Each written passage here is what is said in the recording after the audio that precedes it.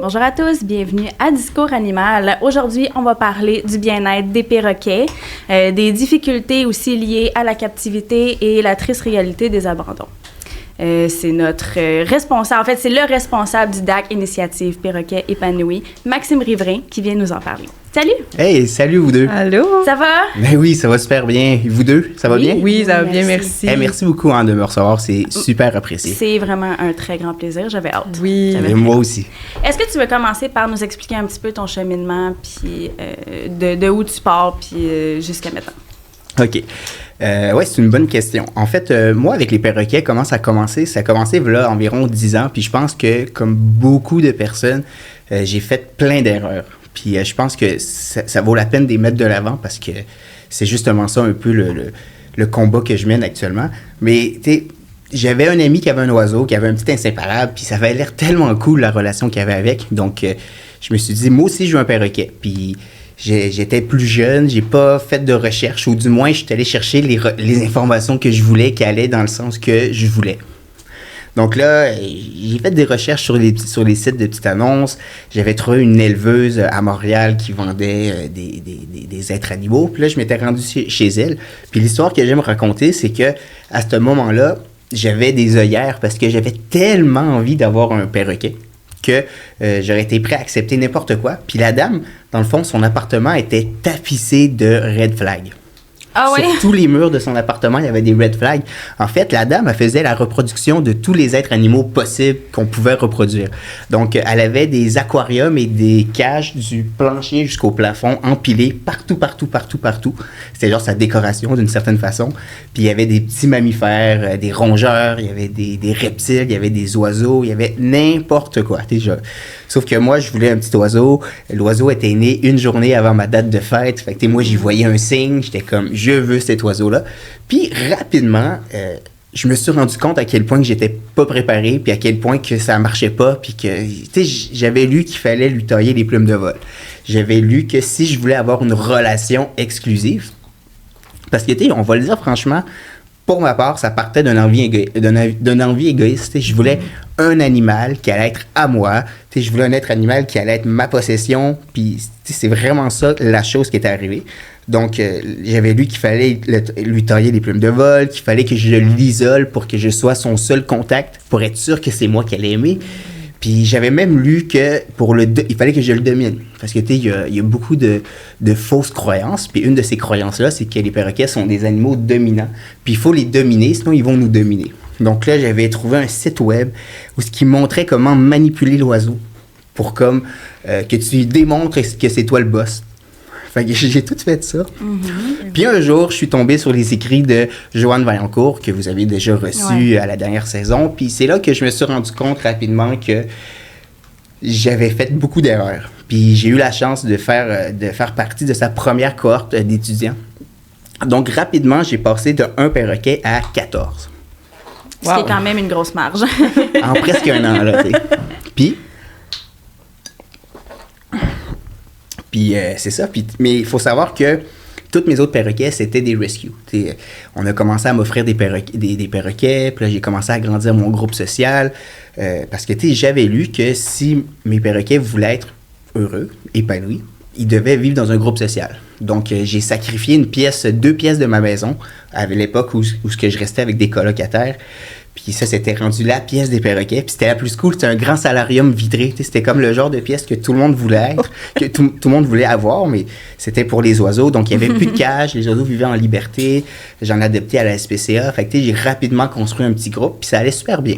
Fait que là, je me rendais compte avec la formation que j'ai reçue avec Joanne Vaillancourt que les formations, elles existaient. Sauf qu'elles n'étaient pas nécessairement accessibles. Puis, souvent, c'est les gens qui vont... ça va provenir des animaleries, des éleveurs. Fait que, tu sais, là, j'avais la chance d'avoir des informations qui provenaient d'une comportementaliste. Donc, rapidement, avec une de mes amies, à l'époque, on avait créé Perroquet de nature. On avait commencé à donner des formations dans plusieurs établissements scolaires au Québec aux étudiants en soins animaliers. Oui, c'est ça. Excusez-moi, ouais. C'est correct. En soins animaliers. Puis ensuite, j'ai commencé à faire des vidéos sur TikTok, à faire de la sensibilisation sur les réseaux sociaux. Puis tout ça m'a amené tranquillement pas vite à aujourd'hui, j'ai eu la chance, dans le fond, en début d'année, de m'intégrer au DAC, qui est le Droit animalier Québec, qui est vraiment un bel organisme pour lequel j'ai beaucoup de respect. Puis, tu sais, j'avais toujours eu envie, il y a plusieurs années, quand j'avais envie de commencer à changer les choses par rapport au perroquet, je m'étais tout le temps dit qu'un jour, j'allais devoir comme collaborer avec le DAC. Donc, quand tout ça s'est présenté à moi, ben, tu sais, c'est sûr que j'étais vraiment heureux. Donc, avec le DAC, c'est sûr que avec l'initiative Perroquet épanoui, le but, c'est de tenter de faire avancer le droit, l'éthique des êtres animaux et des perroquets. Donc, je suis vraiment chanceux, puis j'ai vraiment l'impression d'être à la bonne place. Bien, c'est ça. Puisque tu en parles, peux-tu expliquer un petit peu, justement, l'initiative? Tu sais, de où ça part? C'est quoi le but ultime de ça? En fait, j'ai été un petit peu à l'envers. Qu'est-ce qui est venu en premier? C'était l'idée de faire la campagne de sensibilisation sur laquelle j'ai travaillé dans la dernière année. Parce qu'en fait... tu sais, ça a fait 10 ans récemment que j'étais dans le monde des perroquets, puis je me rendais compte quand je regardais l'état actuel des choses que même si on répète, puis on répète encore qu'il faut arrêter de tailler les plumes de vol, qu'il faut bien réfléchir avant l'adoption, bien, tous ces enjeux-là, j'ai l'impression qu'ils n'ont pas tant changé. Puis quand je parle avec les autres intervenants du milieu aviaire, pas mal tout le monde arrive à la même conclusion que moi, que les choses semble empirer. Empire? Ah ouais? Tu sais, il y a encore la demande en perroquet, elle augmente. Puis c'est dur d'avoir des chiffres au Québec, mais quand on regarde d'un point de vue global, la demande en perroquet ne fait qu'augmenter. Tu sais, avec les réseaux sociaux, avec TikTok, tu sais, les gens voient des perroquets qui parlent, ils voient des perroquets qui jouent au basket, là, puis là, ils sont comme... Ouais. Puis c'est facile. Tu sais, c'est très facilement accessible. Dans n'importe quelle animalerie, tu peux adopter plein de petits perroquets. Puis, donc, tu sais... En regardant tout ça, là, je m'étais dit que je devais faire une campagne de sensibilisation parce que je pense que la première étape, si on veut faire changer les choses, mais c'est de s'assurer que les gens qui veulent adopter un perroquet vont le faire en considérant vraiment qu'est-ce que ça implique. Donc, c'est en voulant faire cette campagne de sensibilisation-là que j'ai commencé à rencontrer des potentiels partenaires comme des SPCA puis des organismes comme la PCP. Puis c'est en parlant avec l'ancienne présidente de la PCP que là, je me suis venu que la conclusion était évidente que je devais devenir une entité légale. Donc là, avec mon équipe, parce que j'avais une petite équipe qui travaillait avec moi, on avait commencé à faire des démarches pour devenir un OBNL. Mais c'était finalement avec les discussions que j'ai eues avec Maître Nicolas Morello, qui est le président du DAC, on a trouvé ça plus évident, puis on a trouvé que ça serait mieux pour les êtres animaux qu'au lieu qu'on fasse tout le travail tout seul, qu'on rejoigne le DAC, qui avait déjà une structure organisationnelle, un site web, toutes sortes d'avantages. Puis il nous aide beaucoup justement par rapport à notre travail, il nous amène du recul, puis beaucoup de crédibilité. Oui. Donc, l'initiative Perroquet épanoui est vraiment née d'une envie de sensibiliser et d'éduquer les gens. Mais d'avoir rejoint le DAC, c'était vraiment... je pouvais pas demander mieux. J'avoue que même encore aujourd'hui, des fois, quand je regarde tout ce qu'on a réussi, tout ce qu'on a réussi à accomplir en si peu de temps, sans le DAC, ça aurait été, je crois, plus difficile parce que ça nous apporte une crédibilité. Quand on cogne à la porte des différents des associations des médecins vétérinaires, des différentes SPCA, ils connaissent le DAC, ils connaissent le travail que le DAC a fait dans le passé, donc c'est beaucoup plus facile, oui. Oui, c'est ça, t'es plus... ils ont plus de facilité à faire confiance aussi, puisque t'es avec un aussi gros organisme. Ah oui, qui a fait ses preuves dans le passé, là. Puisqu'on est un peu dans le sujet, peux-tu nous expliquer les personnes qui veulent un perroquet, parce que je pense pas que le monde va arrêter d'adopter des perroquets. C'est quoi qu'il faut qu'ils sachent? Bien, c'est sûr que je pense que c'est super important de se renseigner, premièrement. Puis, je pense que il faut jamais adopter un perroquet sur un coup de tête. Si vous êtes dans une animalerie, puis vous voyez un perroquet, achetez-le pas sur un coup de tête. Il faut prendre le temps de réfléchir. Puis c'est pas juste une question personnelle. Toute la famille doit aussi être au courant.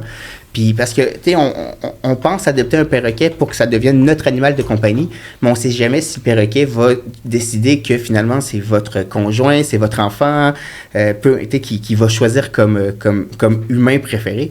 Donc c'est une décision qu'il faut prendre en famille.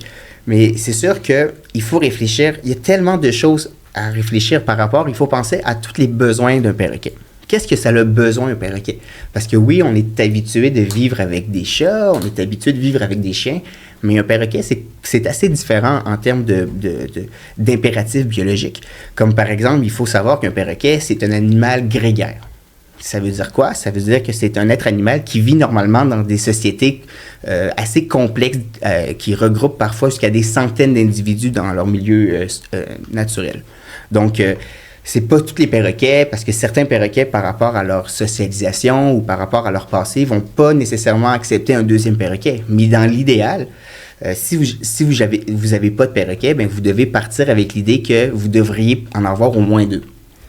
Parce que grégaire, c'est pas... La famille ne compte pas humaine. Ben, l'affaire, c'est que si vous êtes 24 heures sur 24 à la maison, ça peut se négocier. Mais à partir du moment que vous avez un 40 heures de job, que vous vous absentez, le perroquet, il peut pas juste toujours vous attendre dans sa cage en attendant que vous arrivez.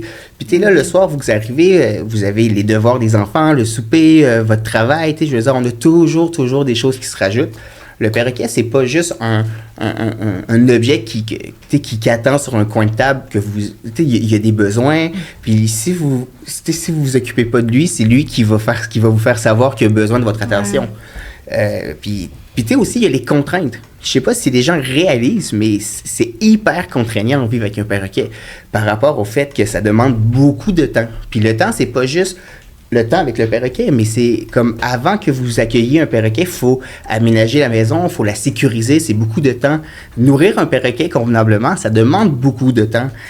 Si vous ne voulez pas dépenser une fortune en jouets, vous allez devoir les fabriquer vous-même, c'est encore du temps. Fait que vivre avec un perroquet, c'est beaucoup de temps. Puis moi, je peux vous le dire, là, ça fait 10 ans que je vis avec des perroquets. J'ai trouvé des trucs pour réduire le temps, mais c'est quand même des heures à chaque semaine que je ne peux pas compter. Après ça, c'est les contraintes d'argent. Évidemment, là, je parle pas de se procurer le perroquet, mais je parle vraiment de répondre à ses besoins. La nourriture, ça revient cher. Les jouets, si vous les fabriquez pas, ben c'est beaucoup de dépenses. Après ça, faire les ajustements dans la maison pour la sécuriser. Idéalement, si vous pouvez vous le permettre, un perroquet, c'est beaucoup mieux dans une pièce que dans une cage. Fait que là, si vous avez une pièce que vous pouvez dédier à votre perroquet, il faut l'aménager. Puis ça coûte cher, encore une fois. Fait que c'est beaucoup d'argent. Puis ça, c'est sans parler de si votre perroquet est malade. La facture, on le sait, ça peut augmenter assez rapidement. Donc, il faut toujours prévoir un coussin financier. Puis si vous avez l'habitude de voyager beaucoup, chose que moi, je ne fais pas beaucoup, ben ça devient plus complexe avec des perroquets parce que, premièrement, c'est pas n'importe qui. Vous pouvez pas confier votre oiseau à n'importe qui. La personne qui va s'occuper de votre oiseau durant votre absence doit avoir certaines connaissances. Puis ça veut pas dire que Coco va accepter la nouvelle personne qui va être sa gardienne, là. Donc, c'est des casse-têtes. Puis pour moi, c'est pas mal moins complexe de l'amener avec moi. Fait que si je peux l'amener avec moi, par exemple, dans le cas d'Artémise, elle voyage avec moi. Puis j'ai la chance d'avoir des amis qui sont capables de s'occuper de mes autres oiseaux, mais c'est toutes des choses qu'il faut considérer. Puis moi, une chose que je pensais acquis depuis longtemps, l'autre jour, il y a quelqu'un justement qui me voit avec mon perroquet, puis là on discute, puis là il me dit qu'il aimerait ça avoir un perroquet. Puis là on arrive au sujet du fait qu'elle a 38 ans. Puis là, sa face lui a changé. Il a fait... Quoi? Ça vit aussi longtemps? Ouais. Il faut considérer votre oiseau pour comme...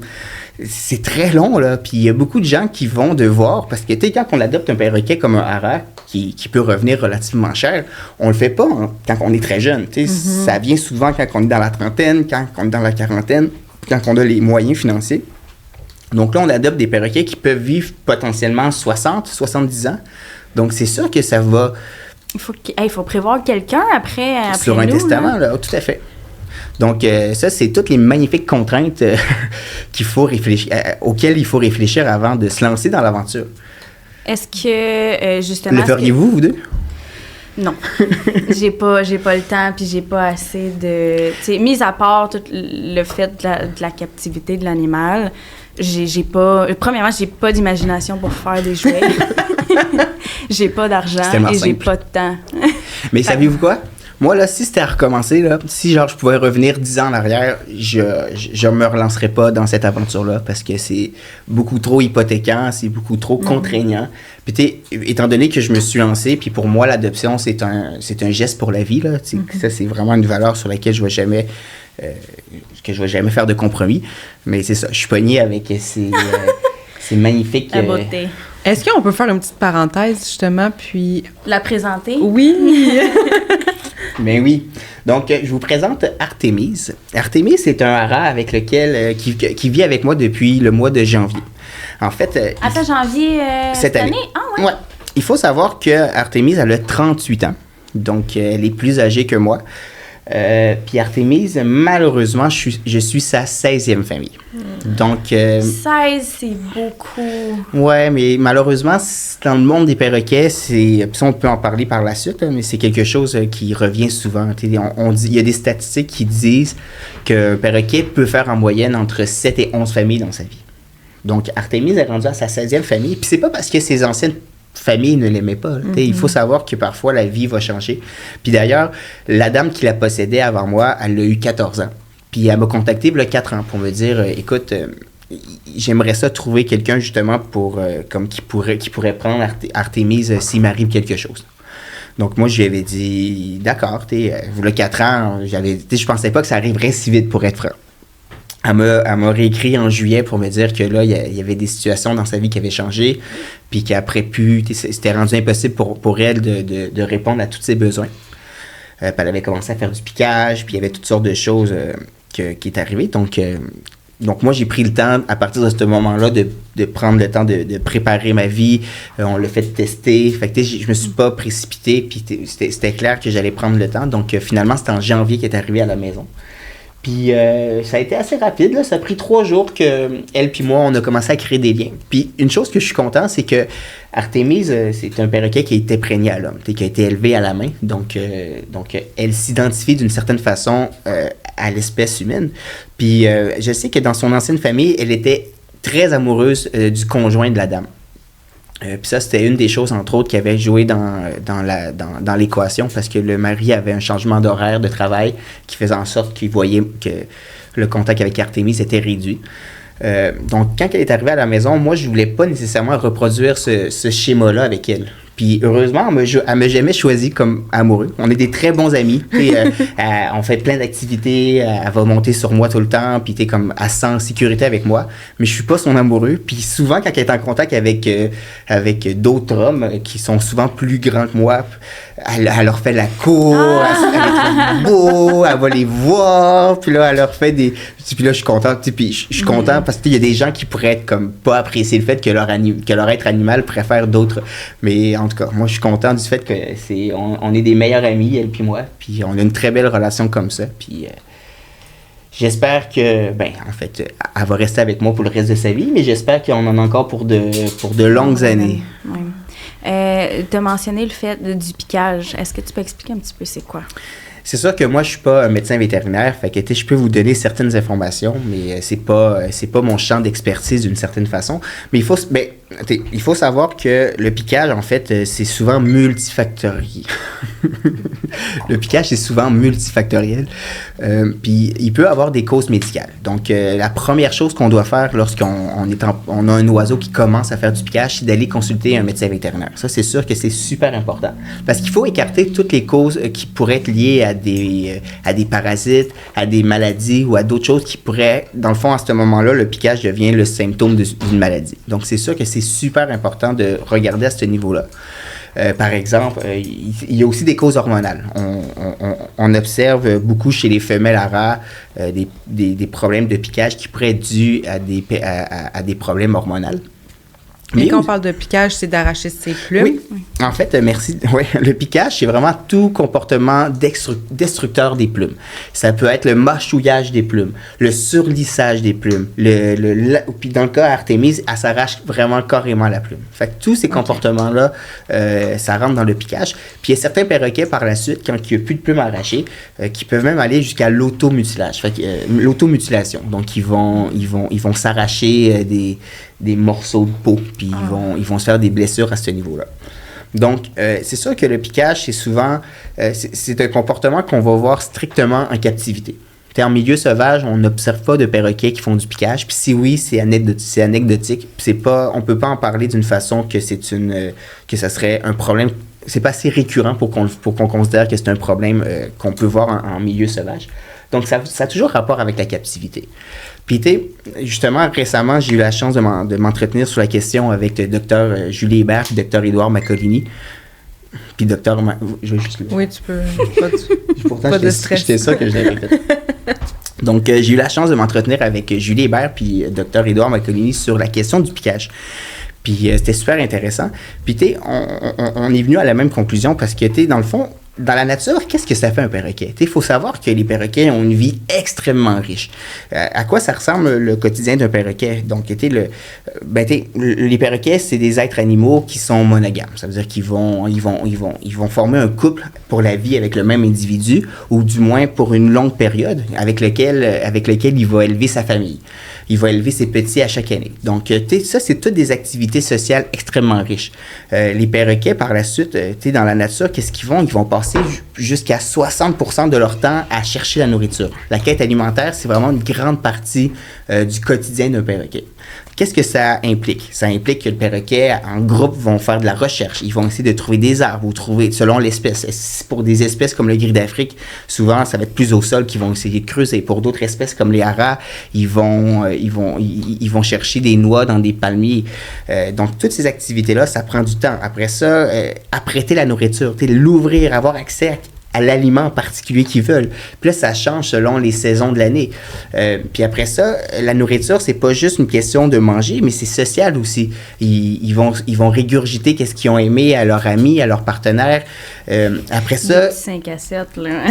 Mais c'est drôle, vous riez, mais c'est exactement ça. Après ça, ils vont passer aussi énormément de temps à se nettoyer. Fait que c'est beaucoup de toilettage. Ils vont s'assurer que leurs plumes sont toujours propres, qu'ils n'ont pas... Après ça, ils vont se nettoyer entre amis, entre partenaires. Après ça, ils vont tisser des liens avec toutes sortes d'individus. Les perroquets, ça a des meilleurs amis, ça a des amis, ça a une famille, ça a un amoureux. Ça va vraiment entretenir des relations avec tous ces gens-là de leur groupe social. Puis les groupes sont constamment en train de changer, d'évoluer. Fait qu'il y a toujours des nouveaux individus, des nouveaux congénères qui se rajoutent. Donc leur vie, elle est très riche. Ils sont toujours en train de faire des choses. Puis tout ça, ça met en pratique leurs incroyables capacités cognitives. Donc c'est sûr que quand on prend un perroquet qui est censé avoir ce genre de vie-là et qu'on le met dans un contexte de captivité, dans un contexte où il va vivre tout seul, ou bien il va avoir juste 3-4 humains dans la famille. Puis s'il est chanceux, il va peut-être en avoir 5. Il va peut-être avoir d'autres oiseaux, peut-être. Mais c'est sûr que dans ce contexte-là, le perroquet, puis souvent leur nourriture, comme actuellement est dans une gamelle devant elle, le perroquet va passer quoi? 10, 15, 20 minutes, 30 minutes dans sa journée à manger, quand il devrait en passer des heures et des heures. Puis là, après ça, les interactions sociales, ils sont largement limitées. Puis même si on a tout le temps à offrir à notre perroquet, on n'est pas des perroquets. On n'a pas les mêmes codes sociaux. On peut pas répondre aux besoins sociaux d'un perroquet comme un autre perroquet pourrait le faire. Un perroquet, quand un perroquet se met en couple dans la nature avec un autre perroquet, ils vont se nourrir ensemble, ils vont se nettoyer ensemble, ils vont dormir ensemble, ils vont tous faire les activités ensemble. Nous, on ne peut pas faire ça. Moi, même si Artémise m'avait choisi comme amoureux, je ne pourrais pas toujours manger avec elle, je ne pourrais pas dormir avec elle, puis je ne peux pas l'amener constamment avec moi dans tous mes déplacements. Donc ça, c'est des choses que pour elle ne peut pas comprendre, parce que c'est d'une certaine façon, c'est inné de se mettre en couple, c'est inné de vouloir faire ces comportements-là avec son amoureux, mais on peut pas toujours leur permettre ça. Donc c'est sûr que tout ce manque de stimulation-là, ce manque leurs capacités cognitives ne sont pas utilisées à leur plein potentiel dans la majorité des cas, bien, c'est sûr que il doit avoir des répercussions. Ça a des répercussions. Puis ça peut s'exprimer sous forme de stress. Puis tu sais, il faut savoir que le piquage, c'est pas un comportement inné chez le perroquet. Tu peux prendre deux individus qui vont souffrir des mêmes problèmes de stress, mais les deux vont pas l'exprimer par le piquage nécessairement. Il faut savoir qu'un perroquet qui commence à faire du piquage va toujours le découvrir par hasard. Et le perroquet ne sait pas qu'il s'arrachait une plume, parce que souvent, il y a l'aspect que quand le perroquet s'arrache une plume, ça lui envoie de la dopamine, ça lui envoie toutes sortes d'hormones qui vont venir répondre à un certain besoin. Donc, le perroquet ne le sait pas, ça, que ça se fait. Donc, c'est par erreur, un jour, en s'arrachant une plume, que là, il découvre que, ah, mon Dieu, je ressens un sentiment que je ressentais pas normalement. Puis là, le perroquet va continuer à faire du piquage, mais puis l'autre individu qui a les mêmes problèmes, s'il ne le découvre pas, ben, il ne va jamais l'exprimer de cette façon-là. Donc, le piquage est hyper complexe, mais tout ce que je peux conseiller à la maison, c'est si vous avez un perroquet qui fait du piquage, c'est super important de commencer par une visite chez un médecin vétérinaire pour être capable vraiment de voir si c'est vraiment un problème comportemental ou s'il y a d'autres causes sous-jacentes à cela. Mis à part le piquage, y a-t-il d'autres formes de répercussions? En fait, comment on peut voir, y a-t-il beaucoup de problèmes de comportement liés à la captivité? Oui, mais tu sais, une chose que j'aime mettre de l'avant, c'est le fait que normalement, les gens qui vivent avec des chiens, avec des chats, c'est pas quelque chose de normal de se faire attaquer par nos êtres animaux. Avez-vous des chiens? Avez-vous des chats? Est-ce que c'est normal que eux vous agressent? Non. Pas vraiment. Puis, c'est très rare que j'entends ça. Puis, quand ça arrive chez un gardien de chien ou de chat, ben, on va y recommander de consulter. On va tout de suite dire qu'il y a un problème.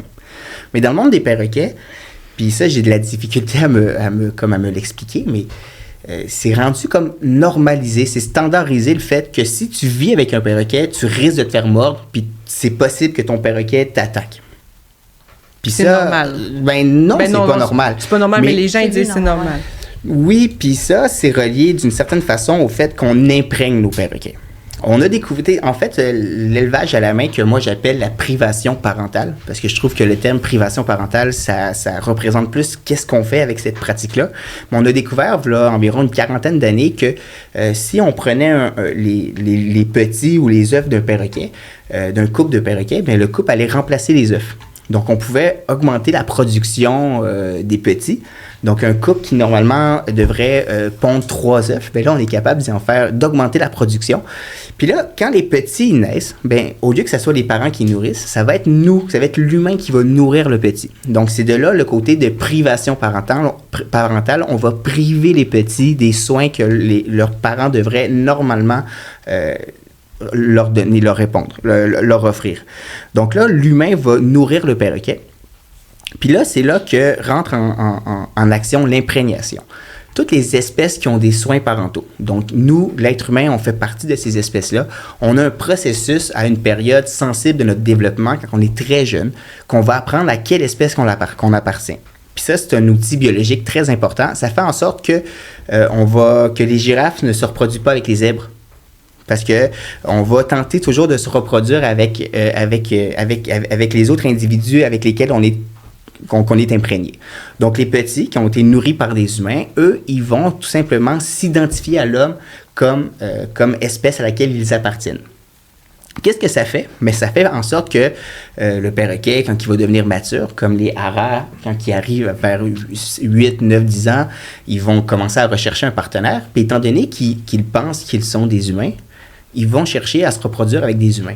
Tu sais, on voit pas ça, là, des chiens puis des chats qui veulent se reproduire, qui veulent fonder une famille avec des humains. Mais on voit ça avec des perroquets. Puis l'autre affaire que ça fait, c'est que ça va enlever la zone de fuite que le perroquet va avoir avec l'humain. En fait, dans la nature, là, on ne voit pas des perroquets. Si, mettons, il y a un jaguar qui est en train de boire ou un plan d'eau, le perroquet va tout simplement entendre que le jaguar s'en va. Il va peut-être tenter d'y tendre des pièges en faisant des sons, je ne sais pas, mais le perroquet n'ira pas confronter le jaguar.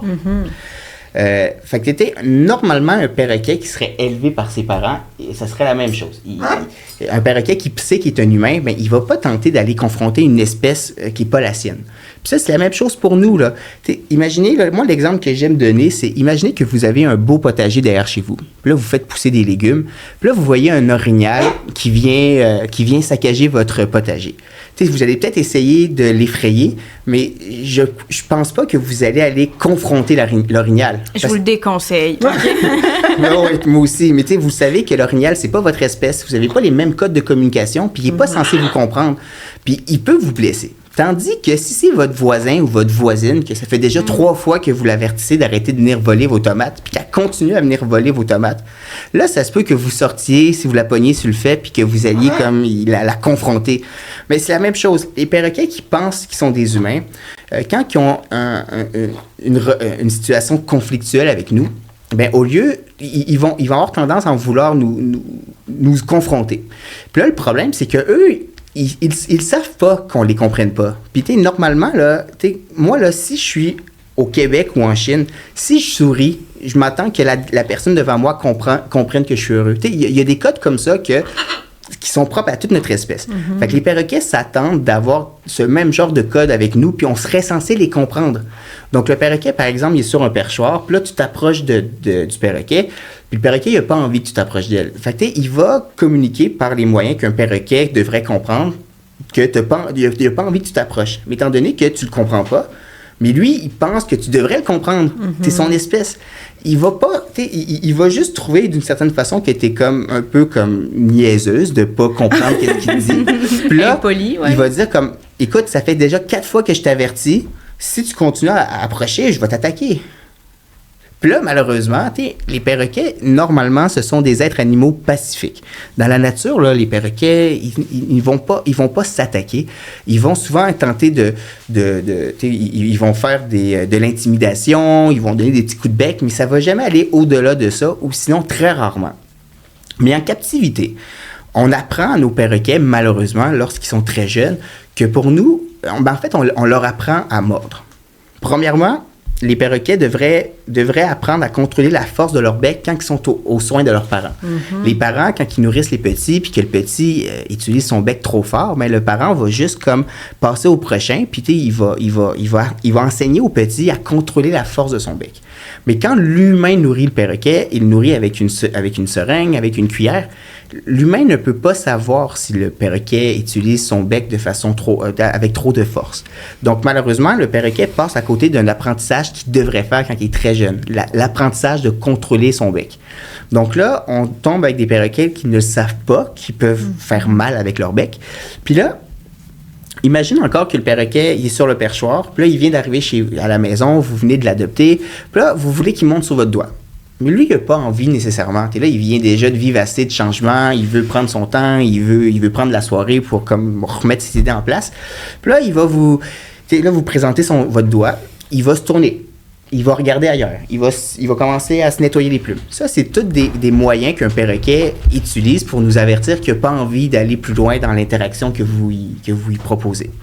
Là, vous n'étant pas des perroquets, vous avez de la difficulté à comprendre qu'est-ce que... Là, OK, monte sur mon doigt. Vous insistez un petit peu. Puis là, éventuellement, le perroquet, quand il va avoir utilisé tous ses moyens pacifiques de vous dire qu'il n'avait pas envie de monter sur votre doigt, ça se peut qu'il commence à avoir peur. Parce que là, le doigt insistant.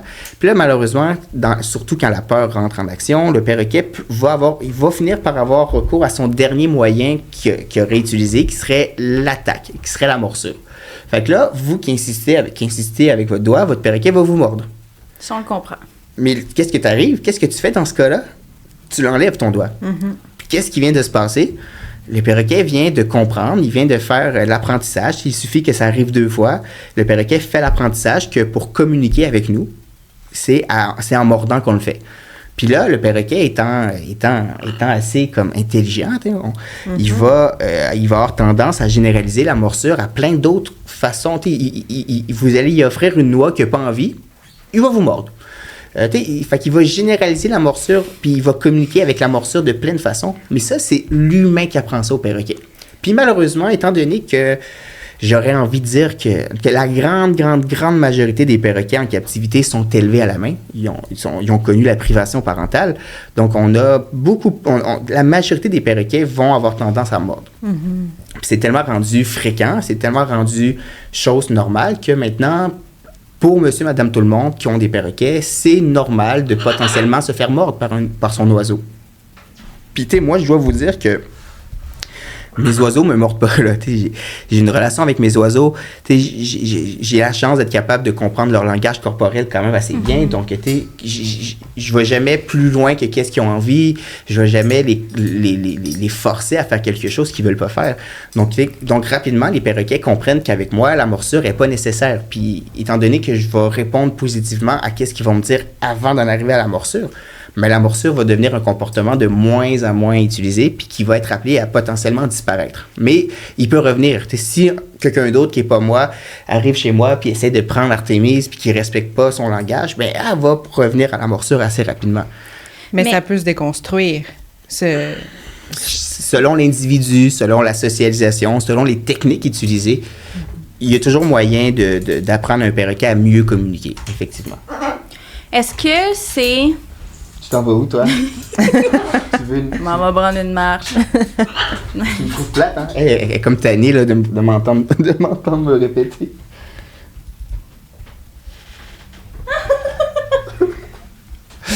Oui, c'est ça. C'est-tu accepter, justement, la morsure par les familles ou c'est une source d'abandon? Les deux. Souvent, ça dépend. Les gens, souvent avec des petits perroquets qui vont faire peut-être un peu moins mal, on va peut-être comme plus l'accepter, puis on va peut-être des fois avoir tendance à plus confronter l'oiseau parce qu'une petite morsure, ça fait moins mal. Mais c'est sûr que quand c'est un grand perroquet comme Artémise, qui aurait potentiellement la capacité de nous couper un doigt avec la force de son bec, mais c'est sûr que là, un oiseau qui commence à mordre des gens puis attaquer, c'est moins drôle. Moi, sincèrement, un haras que je connais pas, je ne vais jamais tenter de prendre un haras que je connais pas parce que j'ai encore mes 10 doigts, puis c'est quelque chose auquel je tiens. Ouais, mais c'est ça, je suis assez chanceux parce qu'actuellement, tous les perroquets avec lesquels je vis sont tous super gentils, puis ils ont tous appris à ne pas utiliser la morsure. C'est quoi les sources d'abandon, justement? Je sais qu'il y en a... pour qu'elle ait fait 16 familles, c'est parce que ça doit pas juste être des familles qui arrivent au bout de leurs ressources. C'est sûr que je crois qu'il y a beaucoup d'abandons qui proviennent du fait que les gens ne sont pas bien préparés. Donc, vous adoptez un perroquet, vous ne savez pas que ça a un potentiel, que ça peut crier très fort. Vous vivez en appartement, ça se peut que là, ça devienne source de problème. Quand vous adoptez un perroquet puis que vous ne savez pas qu'il peut vouloir se mettre en couple avec quelqu'un de la maison, puis que là, c'est toi qui adoptes le perroquet, mais que finalement, l'oiseau est éperdument amoureux de ton conjoint, par exemple, puis que ton conjoint, lui, veut rien savoir, puis que là, ça devient problématique parce que l'oiseau veut toujours être avec lui, veut toujours le régurgiter, il commence à t'attaquer parce que là, lui, l'oiseau veut devenir exclusif avec ton... Donc ça, c'est toutes des potentielles causes d'abandon. Sinon, il y a les dommages matériels. Un perroquet est normalement constitué, ça va vouloir explorer, ça va vouloir toucher à tout, ça va vouloir tout détruire. Si vous laissez traîner un livre... Salut, ma grosse! Tu viens ici? Si vous laissez traîner un livre sur la table et que l'oiseau y a accès, il va détruire le livre. Si vous avez un beau canapé en cuir, il n'y a rien qui résiste aux oiseaux. Votre set de table centenaire que vous avez hérité de votre tante, il va y passer aussi. Les murs, là, s'ils ne sont pas protégés, ils vont faire des trous dans les murs. C'est pas tout le monde qui est prêt à ça. Puis tantôt, tous les problèmes de socialisation qui sont dus au fait que les perroquets ne sont pas élevés par leurs parents, ça se peut qu'ils vous aiment beaucoup, mais que là, les enfants, ça marche pas, puis que là, l'oiseau commence à pourchasser vos enfants. Donc ça, c'est toutes des causes qui peuvent, qui viennent du fait que des fois, les gens ne sont pas assez bien préparés. Mais c'est sûr que des fois, il y a des changements dans la vie aussi qui vont faire en sorte que les gens, des fois, il y a des personne n'est à l'abri d'une maladie. Personne n'est à l'abri de devoir peut-être déménager puis d'être dans l'incapacité totale de trouver un nouvel endroit où on peut vivre avec nos êtres animaux. même s'il existe parfois des moyens. Puis d'ailleurs, je veux faire une parenthèse. Le DAC a sorti un guide juridique pour aider les gens qui vivent en logement avec des êtres animaux, pour être capable de convaincre leurs propriétaires puis de leur proposer des clauses pour faciliter la vie avec les êtres animaux en logement. Donc, pour ceux qui nous écoutent puis qui ont envie, je le mets de l'avant parce que c'est vraiment un très bel outil. Donc, ça, c'est toutes des causes qui peuvent qui peuvent faire en sorte que, puis comme la dame qui vivait avec Artémise avant, ben elle, c'était des questions aussi de santé qui l'ont convaincu que c'était le moment de me la céder. Des fois, il y a certains perroquets comme des gris d'Afrique puis des cacatoès qui vont faire de la poudre. Des gens asthmatiques, ils peuvent être très sensibles à ça. Fait que, si vous vous renseignez pas avant d'adopter un perroquet, ben vous pouvez peut-être... Puis des fois, il y a des allergies qui apparaissent au cours de la vie. Là. Je pourrais devenir... Puis là, je vais toucher du bois, mais je pourrais commencer à devenir allergique à mes 2 rosalbins. Puis donc, tout ça, on ne sait jamais qu'est-ce qui va arriver. Puis c'est pour ça qu'il faut bien réfléchir à la place. Parce que, un perroquet, c'est pas un animal domestique. C'est un animal de la faune, c'est un être animal de la faune, c'est un être animal sauvage qui n'a pas été domestiqué, qui a exactement les mêmes besoins que ses cousins qui vivent dans les forêts tropicales. Donc, est-ce qu'on est vraiment capable en captivité, avec les limitations de notre maison, de notre vie sociale à nous, est-ce qu'on est vraiment capable de combler les besoins d'un être comme un perroquet? Puis, c'est vraiment pas un jugement, là. Parce que, moi-même, comme que je vous l'ai dit tantôt, quand j'ai adopté mon premier perroquet, c'était purement égoïste. J'avais pas considéré tout ce que ça impliquait. Mais ça fait en sorte qu'aujourd'hui, je me sens pas obligé, mais genre, je me fais une mission d'éduquer les gens pour pas que ça se reproduise. Parce que, comme que je vous ai dit, un perroquet, en moyenne, peut faire entre 7 et 11 familles. C'est énorme. Puis le perroquet vit un deuil à chaque fois. Parce que le perroquet tombe potentiellement amoureux de quelqu'un dans la famille, il tisse des liens avec lui, puis oups, nouvelle famille, nouveau début. Puis on peut pas prendre la peine de lui expliquer. C'est des concepts humains qui sont potentiellement difficiles à comprendre pour un être animal, pour un perroquet. Je trouve ça tellement triste. Puis c'est ça. Puis je vois des choses, je vois des perroquets qui sont mis en vente sur les sites de petites annonces qui sont dans des piètres états, qui ont subi de la négligence. Des fois, les gens adoptent un perroquet sans penser que ça peut coûter aussi cher, que ça peut revenir très cher, les soins. Il faut aller voir des médecins vétérinaires spécialisés en soins aviaires. Si c'est une urgence, tout ça s'accumule, puis la facture peut facilement monter à plusieurs milliers de dollars. Puis là, des gens qui sont pas prêts à ça, comme ils vont des fois être obligés, de replacer le perroquet en demandant à la prochaine famille d'offrir les soins que l'oiseau a besoin. Donc, en réfléchissant à tout ça, c'est ça. Moi, je pense qu'il y a quand même une réflexion à avoir, à savoir, est-ce que la captivité, c'est vraiment qu'est-ce qu'il y a de meilleur pour les perroquets? Puis, je parle à beaucoup d'intervenants dans le milieu des perroquets, dans le milieu des êtres animaux, puis je pense que c'est une idée qui commence à faire son chemin, que c'est des réflexions qu'il faut avoir, du moins. Je prétends pas dire que oui ou non, puis je pense pas que c'est mon rôle de décider ça, mais je pense que ce serait important qu'en tant que société, on commence à réfléchir à la place des êtres animaux exotiques dans nos maisons. Parce que, on parle des perroquets, mais on peut parler des cochons, on peut parler des reptiles, on peut parler des serpents, des tortues. Puis là, je vois sur les réseaux sociaux de plus en plus des animaux que je savais même pas c'était quoi le nom de ces espèces-là, des êtres animaux que je connaissais pas leur nom, qui commencent à être mis, qui sont proposés comme être animal de compagnie. Non, ouais. Fait que là, on va commencer à avoir des choses qu'on... C'est ça. Fait que déjà que répondre aux besoins d'un chien, répondre aux besoins d'un chat, ça peut être complexe. Imaginez maintenant répondre aux besoins de petits mammifères qui viennent d'Amérique du Sud, qui sont nocturnes, puis qui nourrissent avec des choses vraiment spécifiques. C'est ça, puis de bien répondre aux besoins. Je veux dire, c'est pas parce que toi, tu le veux que lui veut nécessairement. Tu sais, mettons, je pense juste aux hamsters que je sais qui sont nocturnes. Ben ceux qui ont des enfants, ils vont quand même les réveiller en plein milieu de la journée, puis souvent, ça se passe mal, là. Mais c'est ça, c'est que malheureusement, dans certaines situations, les gens vont adopter l'être animal pour répondre à leurs besoins, puis c'est l'être animal qui doit s'adapter, tandis que ça devrait être l'inverse.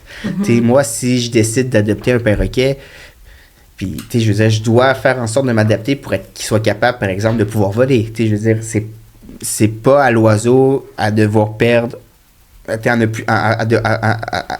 à devoir perdre un impératif biologique qui est de voler parce que moi, je veux pas sécuriser ma maison.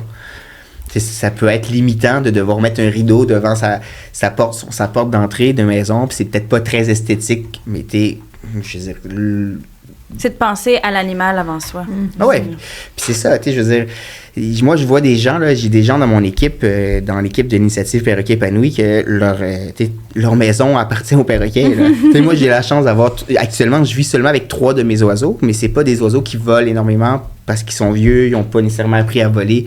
Fait que, mais chez d'autres de mes amis, là, c'est une forêt tropicale, la maison, il y a des branches partout, ils ont sacrifié leur... C'est beau à voir, là, des gens qui sacrifient leur espace vital pour que leurs êtres animaux, leurs perroquets, soient bien, soient capables de se déplacer.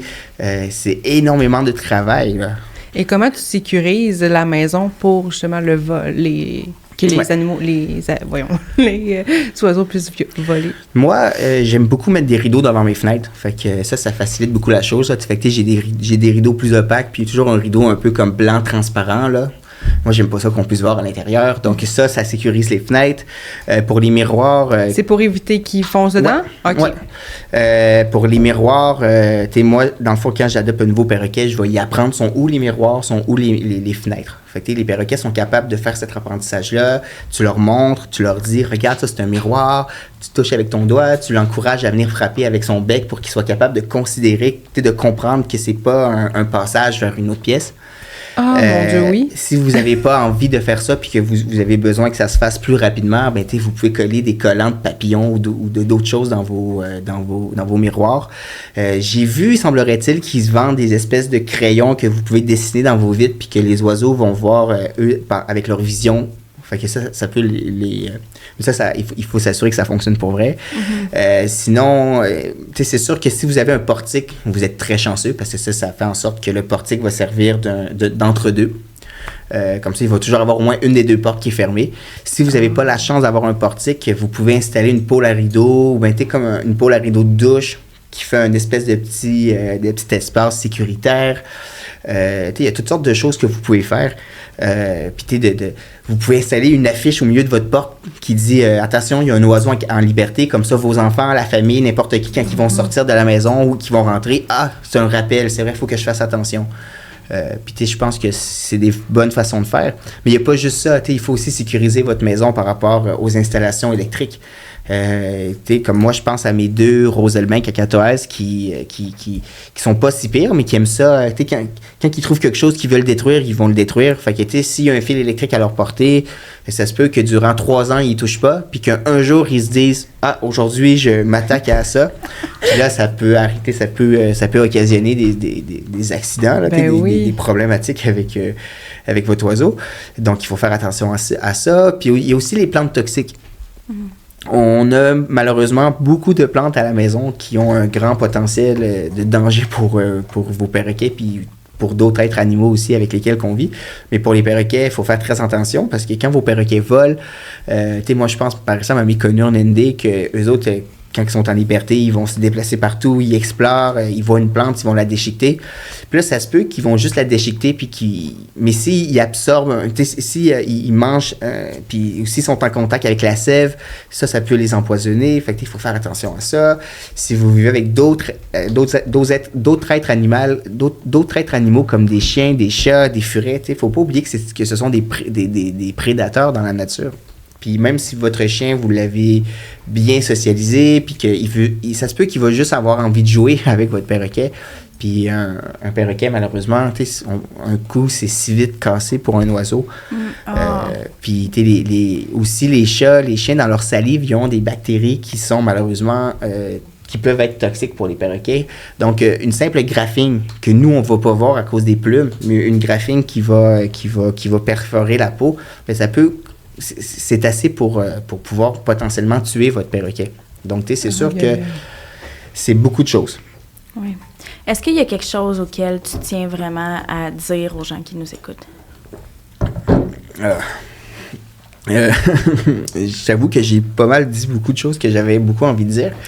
Mais tu sais, je pense qu'une chose que je pourrais dire aux gens, c'est que ceux qui ont envie de côtoyer des perroquets, puis ceux qui auraient potentiellement envie d'adopter des perroquets, tu sais, avant de vous lancer dans l'aventure, ayez pas peur de demander à des gens qui vivent avec des perroquets de pouvoir peut-être venir voir à la maison comment ça se passe, de pouvoir peut-être côtoyer un peu leurs oiseaux, aller voir des fois dans certains refuges, d'offrir peut-être des heures de bénévolat pour être capable de côtoyer des perroquets, pour voir c'est quoi réellement la vie avec un oiseau, parce que tu sais, je comprends les gens de trouver ça fascinant, de trouver ça magnifique, d'être impressionné par leur capacité à parler, d'être impressionné par tout ça.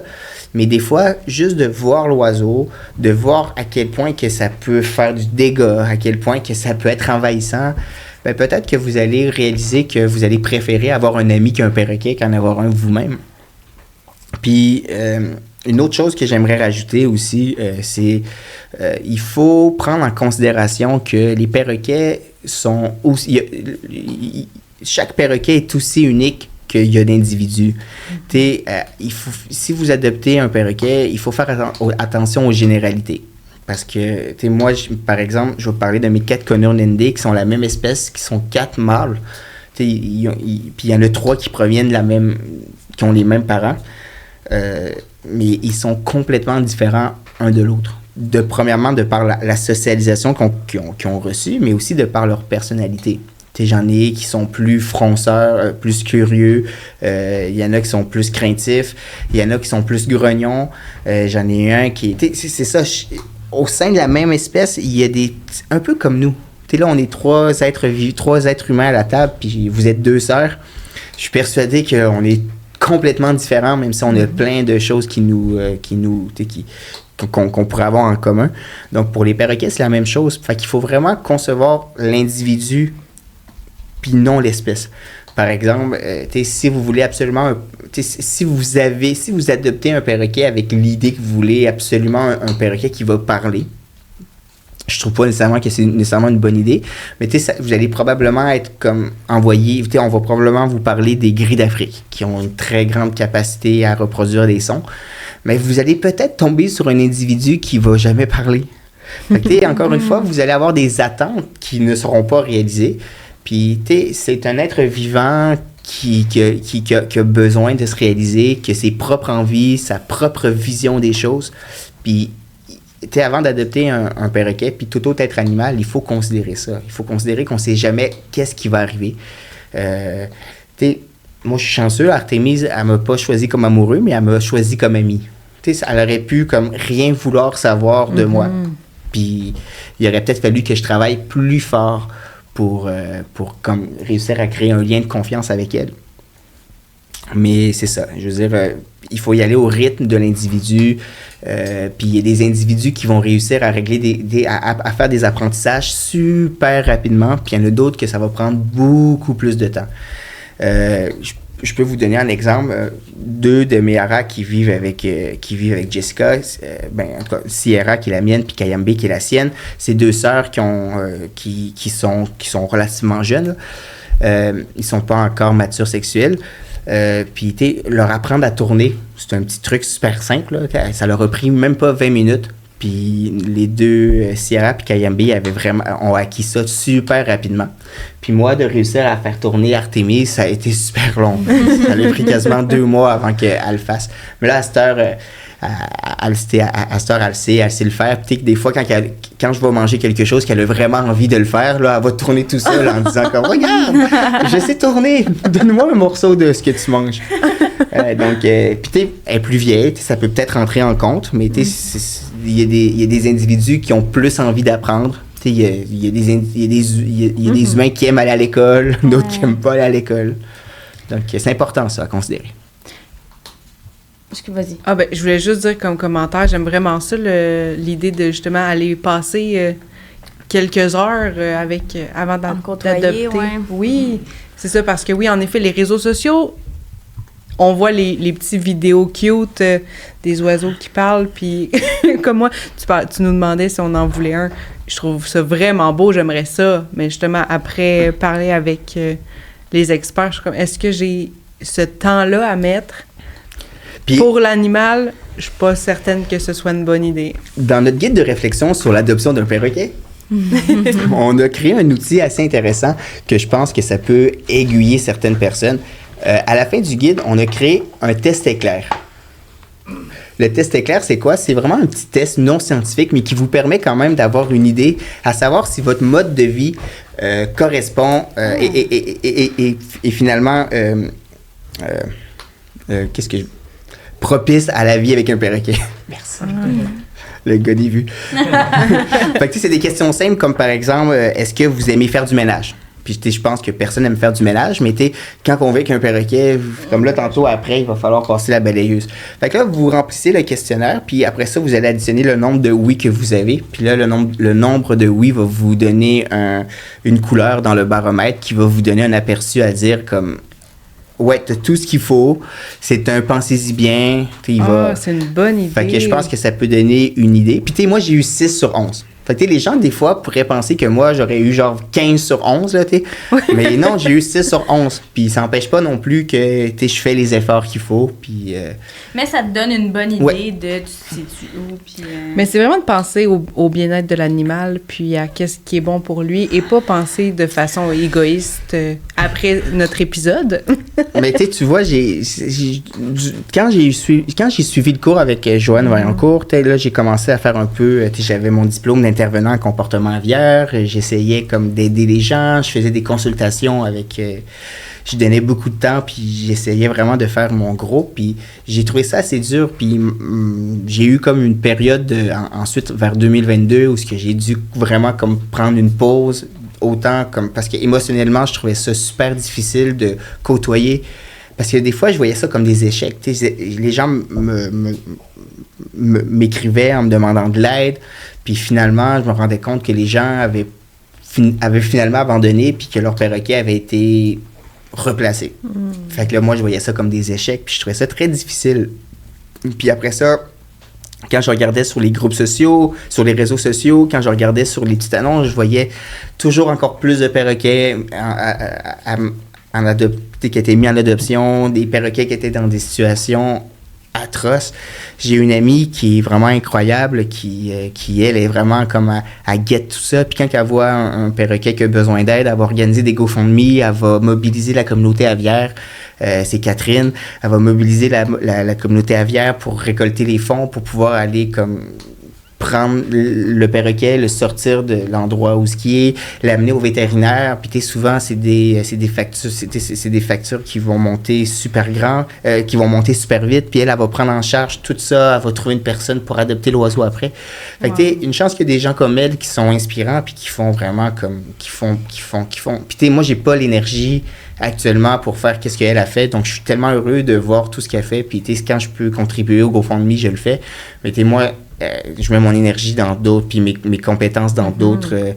Mais c'est super... Qu'on a besoin aussi. Oui, mais c'est tellement dur, mais ça. Là, aujourd'hui, j'essaie de me concentrer sur justement les gens comme elle qui essayent de... Puis avec Perroquet épanoui, avec l'initiative Perroquet épanoui, avec le DAC, avec la campagne, j'ai eu la chance de rencontrer tellement des gens incroyables qui me donnent vraiment espoir pour le futur. Parce qu'il y a eu un moment donné où je m'étais dit... ça va jamais changer, puis ça va toujours continuer, puis je me sentais coupable. Mais je vous ai rencontré de cette façon-là, j'ai rencontré des gens de toutes sortes d'SPCA, j'ai rencontré des gens incroyables qui ont des projets, qui veulent changer les choses. J'ai rencontré... j'ai vraiment été chanceux. Là. Dans le cadre de la campagne, on a fait des témoignages avec plein de familles qui sont des modèles, des gens qui ont adopté des perroquets, puis ça allait super pas bien. Puis au lieu de se décourager, ils ont continué, puis ils ont réussi à régler la situation. On a rencontré une dame qui était âgée de 78 ans, puis que là, elle allait perdre son chat, puis elle voulait pas être seule. Donc là, sur les réseaux sociaux, elle a trouvé un perroquet, un petit youyou du Sénégal de 18 ans, dans un refuge qui était tout déplumé, qui cherchait une famille. Puis elle a eu un coup de foudre avec cet oiseau-là. Puis elle disait, pourtant, c'est pas le plus beau, là, il est tout déplumé, mais moi... Puis là, elle vit avec depuis plusieurs années, puis les deux vivent leur meilleure vie. Les deux sont heureux ensemble. Puis, c'est ça. Ça me montre que il y a encore possiblement la chance de... Qu'est-ce qu'on peut faire à petite échelle pour aider justement à leur bien-être là, en général? Je crois que premièrement, juste de parler du bien-être des perroquets, de parler du bien-être des êtres animaux en général, ça fait avancer la cause. Parce que là, moi je me concentre sur les perroquets, mais je me rends compte que j'ai des impacts peut-être dans les sphères de d'autres êtres animaux que j'aurais pas pensé. Fait que même si vous êtes plus dans le monde des cochons, dans le monde des lapins, continuer à faire de la sensibilisation, continuer à parler des vrais problèmes. Puis, je pense qu'il faut créer des réseaux de soutien dans ces gens-là, parce que ces gens-là, souvent, font un travail bénévole. Tout ce que nous, on fait depuis le début, les vidéos, les balados, les affiches, c'est tout bénévole. Là. C'est des centaines et des centaines d'heures qu'on donne. Puis ça peut, malgré ces heures de bénévolat, on doit travailler pour gagner notre vie. Puis, ça vient épuisant rapidement. Mais quand on voit d'autres gens qui font des aussi bons travails, je peux parler d'une dame qui s'appelle Natacha en France qui a écrit un petit guide pour comment s'occuper des cochons parce qu'elle s'était rendue compte qu'il n'y avait rien, puis que des gens, encore une fois, adoptaient des cochons sans considérer tous les besoins que ça impliquait. Puis j'ai acheté je me suis procuré son livret, je l'ai lu, puis j'étais comme... Je le savais que je ne fais pas de cochon, mais là, je le sais encore plus. Fait que, de tout voir ça, moi, ça me met vraiment un baume sur le cœur, là. Puis, le travail que vous faites, les filles, d'organiser un balado comme ça, où vous donnez la parole à des gens de différents milieux qui vont justement mettre de l'avant la réalité de leur profession, la réalité de leur milieu, ben, c'est incroyable, là. Je pense on doit toujours comme prendre la possibilité de s'éduquer puis de se sensibiliser. Puis c'est avec des initiatives comme, par exemple, Discours Animal qu'on réussit à atteindre des gens qui, normalement, n'auraient pas tendance à parler de perroquets. Puis moi, souvent, c'est des gens qui n'ont pas de perroquets, que quand je leur explique tout ce qui se passe dans le milieu des perroquets, par exemple, la privation parentale, qu'on empêche des petits qui ont besoin de leurs parents, là. C'est un besoin génétique, là. Leur cerveau produit une hormone qui fait en sorte que le petit a besoin de s'attacher à ses parents. Mais juste à penser, je veux dire, au bébé humain, on n'oserait pas enlever un bébé humain à une mère, là? C'est sûr que moi, je voudrais pas comparer un bébé humain avec un être animal, mais oui, il y a des similitudes. Il y a des similitudes à ce niveau-là. Puis, il faut justement... Je pense que d'une certaine façon, en société, plus que ça avance, plus qu'on se rend compte que les similitudes entre les êtres humains et les êtres animaux, il y en a de plus en plus. Puis, à une certaine époque, on voulait vraiment comme distinguer l'être animal des êtres animaux, l'être humain des êtres animaux. Puis ça nous a permis, étant donné qu'on considérait les êtres animaux comme inférieurs à nous, ben, on a pu les exploiter, on a pu faire toutes sortes de choses qui sont, sur un point de vue éthique, très discutables. Mais je pense que tranquillement, pas vite, c'est en train de changer. On se rend compte, comme si on parle de la culture. Là, pas si longtemps, la culture, c'était quelque chose de strictement réservé à nous. On reconnaissait pas que la culture existait chez les êtres animaux. Puis aujourd'hui, si vous parlez à des éthologues, la culture, c'est quelque chose d'accepter là, d'un point de vue scientifique chez les êtres animaux. Puis même chez les perroquets, il y a des exemples de culture. Donc, on se rend compte qu'on a de plus en plus, qu'on a des points en commun plus qu'on pourrait le penser avec les êtres animaux. Puis moi, je trouve ça juste magnifique parce que ça nous reconnecte avec la nature, ça nous reconnecte avec nos origines.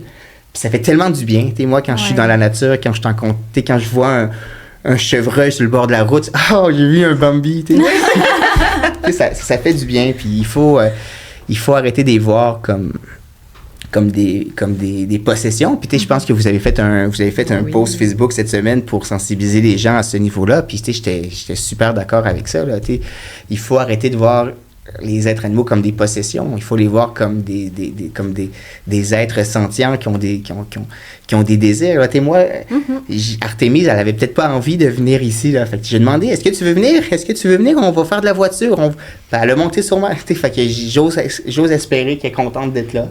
Puis... fait que c'est ça, il faut d'une certaine façon changer notre vision, puis c'est pas juste pour les perroquets, c'est pour tous les êtres animaux. Tranquillement, on va y aller. Ouais. Exact. Je pense qu'on peut finir là-dessus. Oui. Merci énormément. Ben, merci à vous, les filles. Je suis vraiment contente de t'avoir rencontré, Joël. Oui, toi, moi Rosalie, aussi. c'est la deuxième fois qu'on se voit en personne, mais c'est vraiment un grand plaisir, puis lâchez pas pour votre travail. Merci, Merci puis toi aussi. Merci. J'ai une dernière petite chose, Ouais. on peut-tu trouver ça sur Internet? Ben oui, ben en fait, là, je suis très fier parce que le guide de réflexion, ça va être un peu notre legs pour la campagne Un perroquet pour la vie, mettons fin aux abandons. Ce que je veux dire, c'est qu'avec la création du guide, qu'est-ce qu'on voulait, nous, c'était vraiment d'offrir un outil pour les médecins vétérinaires, pour les gens en refuge, pour les animaleries, pour qu'ils soient capables de mieux outiller les gens qui veulent adopter un perroquet. Donc le guide de réflexion est disponible sous forme de dépliant. Puis on travaille très fort actuellement à distribuer ces dépliants-là dans plusieurs cliniques vétérinaires, dans plusieurs SPA puis SPCA du Québec. Puis il est aussi accessible en ligne. Dans le fond, vous avez seulement à aller sur le site du DAC, avec un Q.Québec. Puis vous allez dans la section Initiative Perroquet épanoui, puis vous allez pouvoir le trouver, ou bien vous faites une recherche sur les moteurs de recherche, le guide de réflexion sur l'adoption d'un perroquet. Puis on est assez contents, on est les premiers à en avoir créé un. Puis il a été, ou si je peux terminer en disant ça, il a été approuvé par justement Dr Julie Hébert et Dr Édouard Macolini, qui sont des sommités dans le domaine de la médecine aviaire au Québec. Merci. Merci beaucoup. Merci.